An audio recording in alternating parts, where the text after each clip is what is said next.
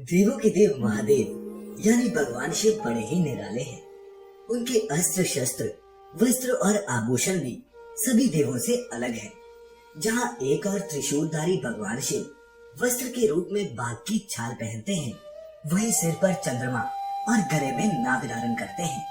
दर्शकों, आज की इस वीडियो में हम आपको भगवान शिव के गले में हर समय लिपटे रहने वाले नाग के बारे में बताने जा रहे हैं, जिसमें आप जानेंगे कि वो नाग कौन है और वो भगवान शिव के गले में कैसे आए। नमस्कार, द डिवाइन टेल्स पर आप सभी का एक बार फिर से स्वागत है। वीडियो शुरू करने से पहले आपको बता दें कि अब आप अमेज़न के द डिवाइन टेल्स स्टोर से धार्मिक पुस्तकें, वस्त्र, पूजा सामग्री आदि खरीद सकते हैं, जिसका लिंक हमने डिस्क्रिप्शन में दे रखा है। दर्शकों, अगर आपको द डिवाइन टेल्स की वीडियोस पसंद आती हैं और आप चाहते हैं द डिवाइन टेल्स ऐसे ही आध्यात्मिक और ज्ञानवर्धक वीडियोस लाता रहे, तो आप हमें पेटीएम पर 10, 50, 100 जितनी भी सहयोग राशि का हो अनुदान कर सकते हैं। डिटेल्स आपको डिस्क्रिप्शन और स्क्रीन पर मिल जाएगी। अब शुरू करते हैं आज की ये वीडियो। भगवान शिव के गले में हर समय लिपटे रहने वाले नाग कोई और नहीं, नागराज वासुकी हैं। जी हाँ, वो नागों के राज वासुकी ही हैं, जो शिव जी के गले में लिपटे रहते हैं। वासुकी नाग ऋषि कश्यप के दूसरे पुत्र थे। कथा के अनुसार दक्ष प्रजापति की 2 पुत्रियां थी, वनिता और कद्रु। प्रजापति ने अपनी दोनों पुत्रियों का विवाह ऋषि कश्यप से किया।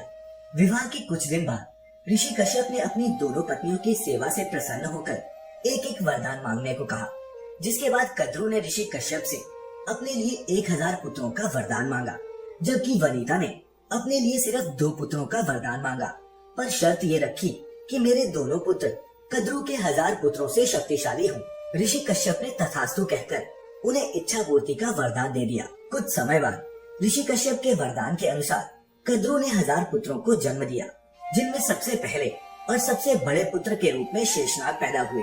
शेषनाग के बारे में ऐसा माना जाता है कि उनके 1000 मस्तक हैं, जिनका कोई अंत नहीं, और इसीलिए उन्हें अनंत भी कहा जाता है। साथ ही ये भी माना जाता है कि पृथ्वी पर सब जीव जंतुओं के अंत होने के बाद भी शेषनाग मौजूद रहेंगे।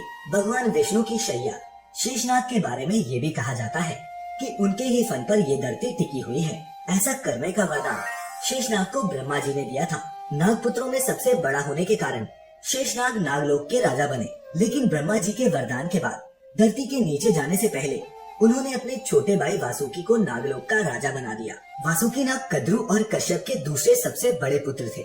वे भी शेषनाग के जितना तो नहीं, लेकिन बड़े ही पराक्रमी और शक्तिशाली थे। ऐसा भी माना जाता है कि वासुकी नाग ने ही बारिश और यमुना के तूफान से श्री कृष्ण और उनके पिता वासुदेव की रक्षा की थी, जब वो कंस से अपने प्राण बचाकर भाग रहे थे। इतना ही नहीं, भविष्य पुराण में तो इस बात का भी उल्लेख मिलता है कि वासुकी नाग के सर पर ही नागमणि विराजमान है।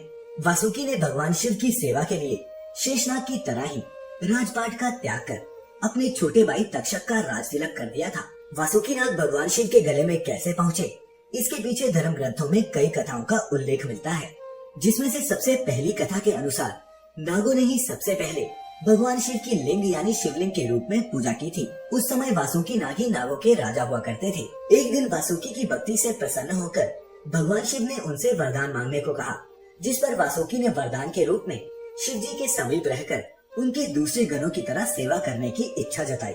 जिसके बाद वासुकी नाग से प्रसन्न होकर भगवान शिव ने उन्हें अपने गले में धारण कर लिया। वहीं दूसरी कथा समुद्र मंथन के समय की है। समुद्र मंथन के लिए रस्सी के रूप में वासुकी नाग को ही मेरु पर्वत के चारों ओर लपेटा गया था। मंथन के पश्चात वासुकी नाग का पूरा शरीर लहूलुहान हो गया था।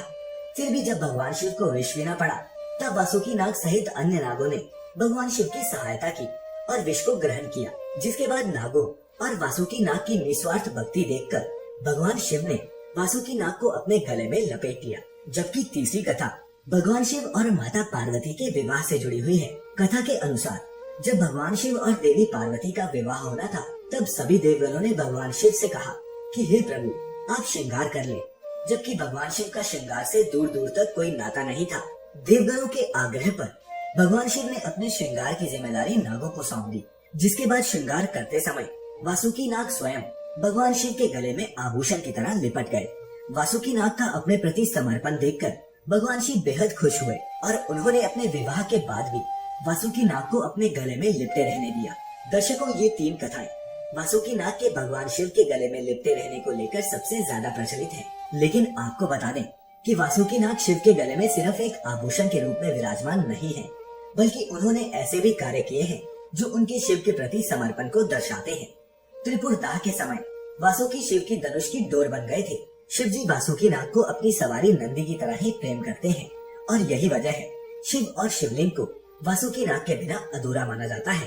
तो दर्शकों, उम्मीद करते हैं कि वासुकी नाग पर आधारित हमारी ये वीडियो आपको पसंद आई होगी। अगर पसंद आई हो तो इसे ज्यादा से ज्यादा लाइक और शेयर करें। साथ ही ऐसी और भी आध्यात्मिक वीडियोस के लिए अभी सब्सक्राइब करें the divine tales YouTube channel और लाइक करें हमारा फेसबुक पेज भी।